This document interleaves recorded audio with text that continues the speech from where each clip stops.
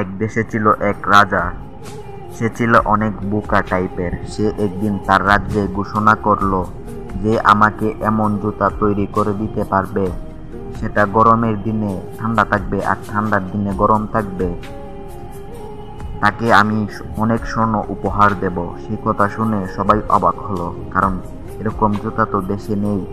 তখন একটি মিস্ত্রি এসে বলল, আমি আপনাকে এমন জুতা তৈরি করে দিতে পারবো যেটা ঠান্ডার দিনে গরম ও গরমের দিনে ঠান্ডা থাকতে পারবে। তখন একটি মিস্ত্রি একটি জুতা দিয়ে বলল, এটা পরে দেখেন। তখনই রাজা এই জুতাটি পা দিয়ে বলল, আরে এটা তো সাধারণ জুতা। তখনই মিস্ত্রিটি হেসে বলল, এটা ঠান্ডার দিনে গরম ও গরমের দিনে ঠান্ডা থাকবে। তখন রাজা অবাক হয়ে বলল, এটা কিভাবে সম্ভব? তখন রাজাটা হেসে বলল, আরে জুতা তো সাধারণই, জুতা তো ঠিকই আছে। আপনি পেস হচ্ছে আপনার মনে। আপনি যদি মাথা ঠিক রাখেন তাহলে গরমের দিনে জুতাটা ঠান্ডায় দেখাবে। ধন্যবাদ। আজকের গল্প এই পর্যন্তই।